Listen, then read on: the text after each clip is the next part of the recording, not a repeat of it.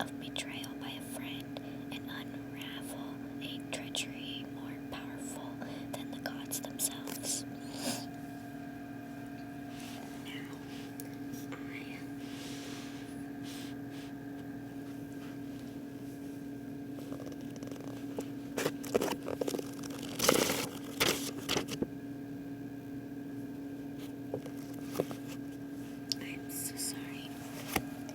I'm so sorry that you couldn't see that before. But anyway, this is the back. This is the spine. I have all of them from the first series. And the spines like create Mount Olympus. I'll maybe show that in the thumbnail right at the end. I hope you guys enjoy. Recorded Percy Jackson and the Lightning. Percy Jackson and the Olympians, the Lightning Thief.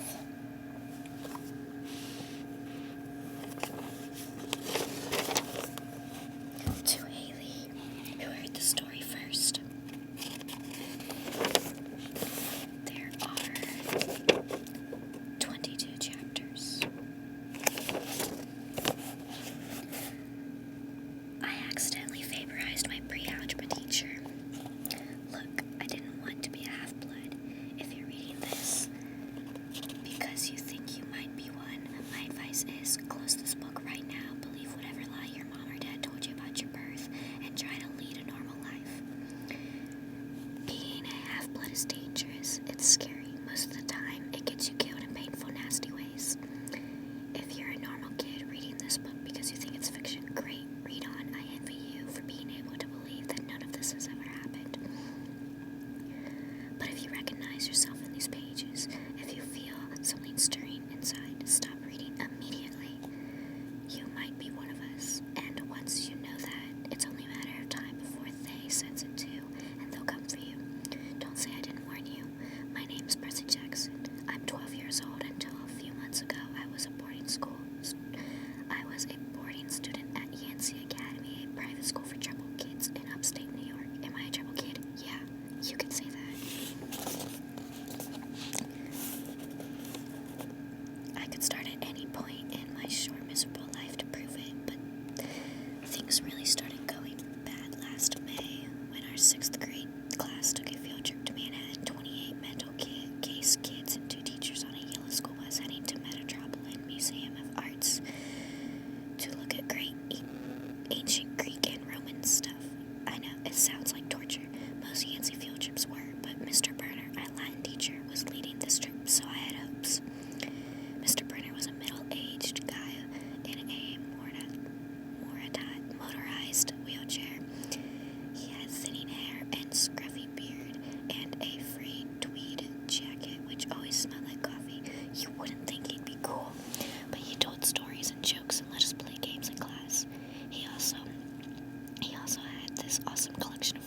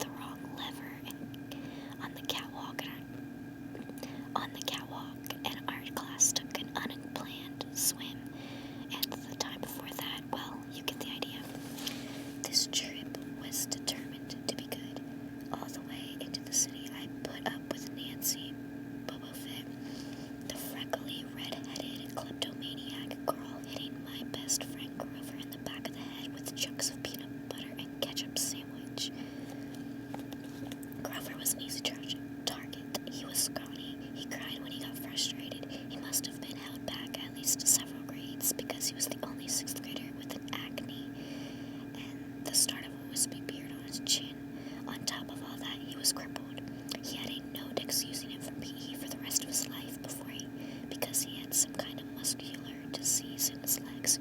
He walked funny, like every step hurt him. But don't let that fool you. You should have seen him run when it came to enchilada day in the cafeteria. Anyway, Nancy Boba Fett was throwing wads of sandwiches that stuck in his curly brown hair, and she knew I couldn't do anything back to her because I already was on probation. The headmaster had threatened me with a death by in-school suspension if anything bad, embarrassing, or even mildly entertaining happened on the street. I'm going to kill her, I mumbled.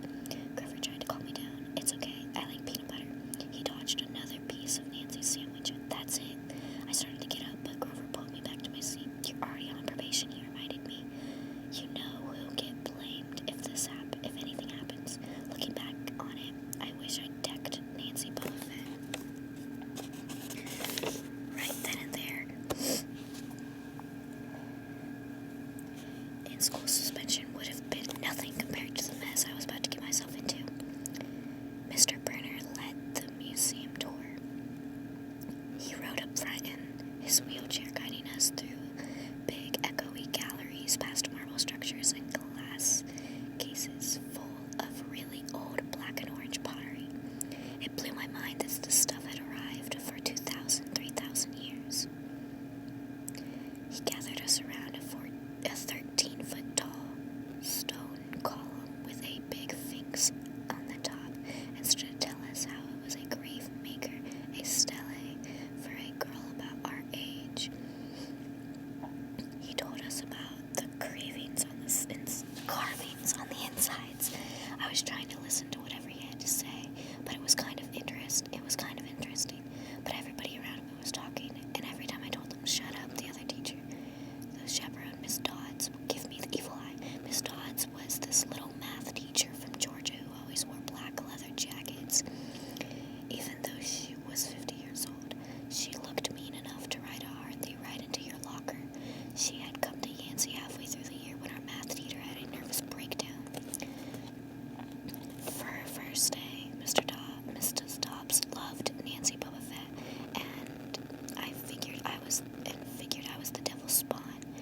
She would point her crooked finger at me and say, "Now, honey," real sweet, and I knew I was going to get after-school detention for a month. One time, after she'd made me erase answers out of old math workbooks until midnight, I told Grover I didn't think Miss Dobbs was assuming. He looked at me real serious and said, "You're absolutely right." Mr. Burner kept talking about Greek funeral art. Finally, Nancy Boba Fett snickered something about a naked guy on the stele, and I turned around and said, "Will you shut up?" It came out much louder than I meant it to. The whole group laughed, and Mr. Bruner stopped his story. "Mr. Jackson," he said, "did you have a comment?" My face was totally red. I said, "No, sir." Mr. Bruner pointed to one of the pictures on the stele. "Perhaps you'll tell us what this picture represents."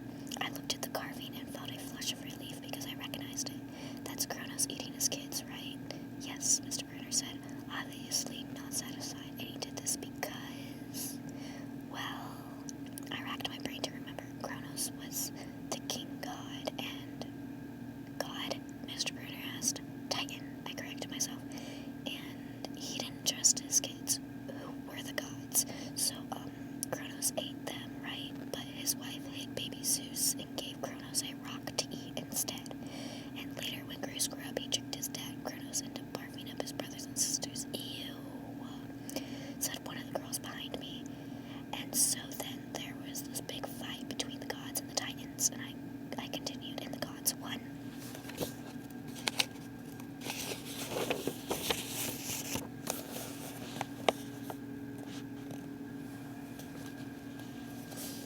Some snickers from the group. Behind me, Nancy Boba Fett mumbled to a friend, like we're going to use this in real life, like it's going to say on our job applications. Please explain why Kronos ate his kids, and why Mr. Jackson, to rephrase Miss Boba Fett's excellent question, does this matter in real life? Busted, Grover muttered. Shut up, Nancy hissed, her own face brighter than her red hair.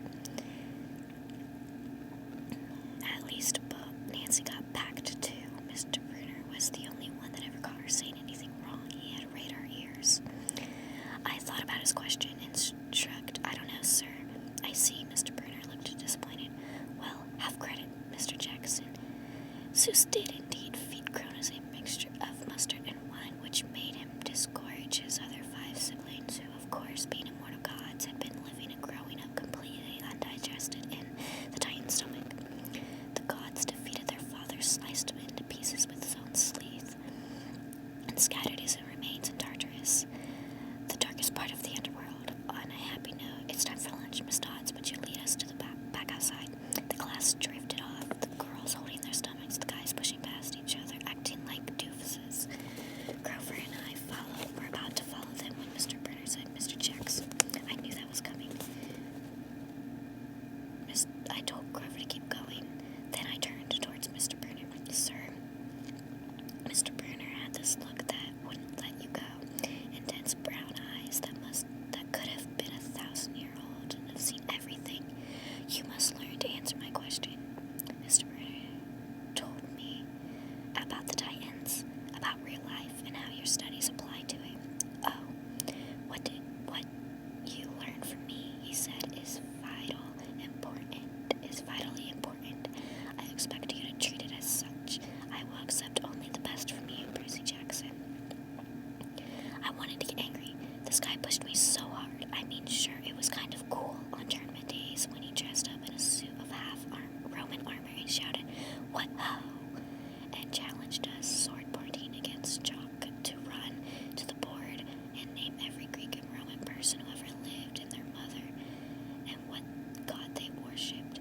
But Mr. Brenner expected me to be as good as everybody else, despite the fact that I have dyslexia and attention deficit disorder. And I had never made above a C- in my life. No, he didn't expect me to be as good. He expected me to be better, and I just couldn't learn all those names and facts, much less spell them correctly. I'm almost something about trying harder, while Mr. Brenner took one long, sad look at the stele, like he'd been at this girl's funeral. He told me to go outside and eat my lunch. The class gathered on the footsteps of the museum, where we could watch the foot traffic along 5th Avenue. Overhead, a huge storm was brewing, with clouds blacker than I've ever seen over the city. I figured maybe it was global warming or something, because all the weather across New York State had been weird since Christmas. We'd had massive snowstorms, flooding, wildfires from lightning strikes. I wouldn't have been surprised if this was a hurricane blowing in. Nobody else seems to notice. Some of the guys were pelting pigeons with their Lunchable crackers. Yancy was trying to pickpocket something from the lady's purse, and of course Miss Dodds wasn't seeing a thing. Grover and I sat on the edge of the fountain, away from the others. We thought that maybe if we did, everybody wouldn't know we were from that school, the school for the loser freaks who couldn't make it anywhere else. Detention? Grover asked. Nah, I said, not from Bruner. I just wish he'd laid off me sometimes. I mean, I'm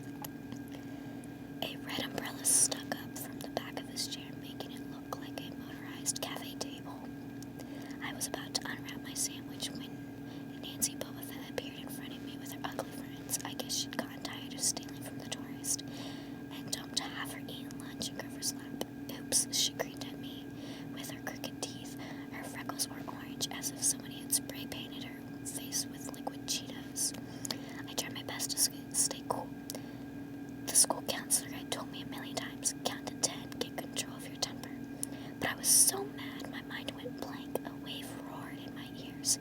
I don't remember touching her, but the next thing I knew, Nancy was sitting on her butt in the fountain screaming, "Percy pushed me."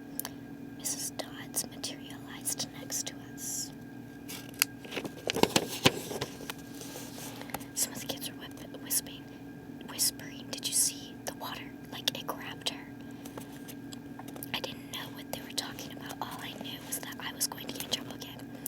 As soon as Mrs. Dodds was sure poor little Nancy was okay, promising to get her a new shirt at the museum, gift shop, etc., etc., Miss Dodds turned on me. There was a triumph fire in her eyes, as if I'd done something that she'd been waiting for all semester. "Now, honey, I know," I grumbled. A month of erasing workbooks. That wasn't the right thing to say. "Come with me," Miss Dodds said. "Wait," Grover yelped. It was me. I pushed her.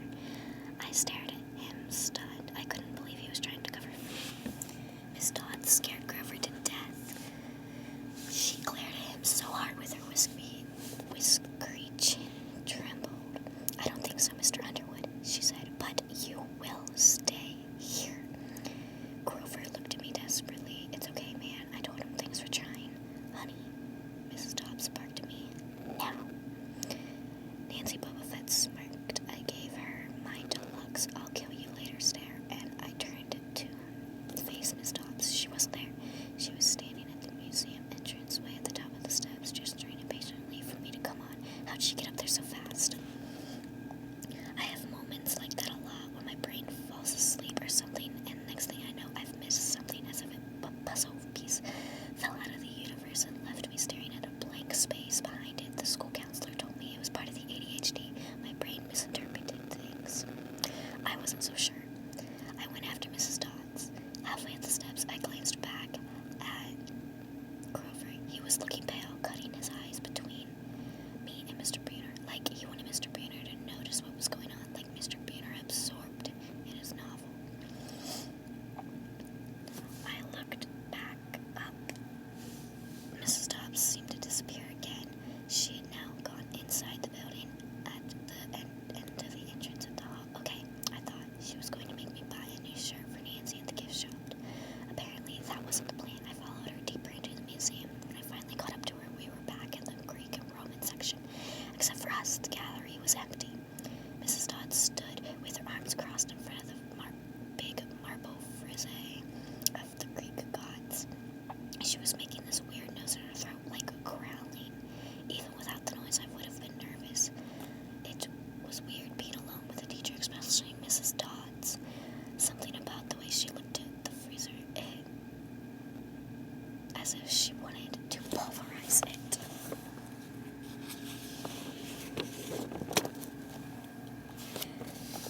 "You've been giving us problems, honey," she said.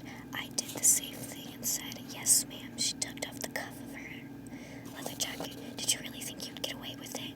The look in her eyes was beyond mad. It was evil. "She's a teacher," I thought nervously. "She's not gonna, hurt me." I said, "I'll try harder, ma'am." The thunder shook the building. "We're not fools, Percy Jackson, Miss Dobbs. It was only a matter of time before we found you out. Confess, and you will suffer less pain." I didn't know what she was talking about. All I could think was that the teachers must have found an illegal stash of candy I'd been selling out of my dorm room, or maybe they'd realized I got my essay on Tom Sawyer from the internet without ever reading the book, and now they were going to take away my grade. Or worse, they were going to make me read the book. "Well," she demanded. "Ma'am, I don't." "Your time is up," she hissed.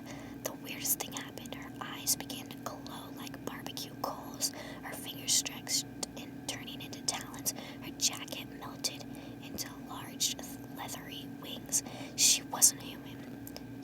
She was a shriveled hag with bat wings and claws, and a mouthful of yellow fangs. She was about to slice me to ribbons.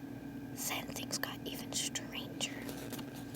Mr. Brunner, who had been out in front of the museum a minute before, wheeled his chair into the doorway of the gallery, holding a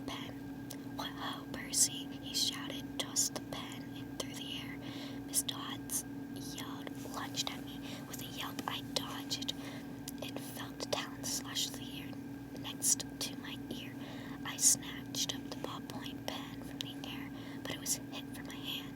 It wasn't a pen anymore, it was a sword. Mr. Brunner's bronze sword, which he always used during tournament days. Mrs. Dodds spun me around with a murderous look in her eyes. My knees were jelly, my hands were shaking so bad I almost dropped the sword. She snarled, "Die, honey." Then she flew straight at me. Absolute terror ran through my body. I did the only thing that came naturally. I swung the sword. The metal blade hit her shoulder and passed clean through her body as if she was made from water. Hiss. Mrs. Dodds was a sand castle in a power fan. She exploded into yellow powder, vaporized on the spot, leaving nothing but the smell of sulfur and a dying screech and a chill of evil in the air, as if those two glowing red eyes were still watching me. I was alone. There was a ballpoint pen in my hand. Mr. Brunner wasn't there. Nobody was there but me.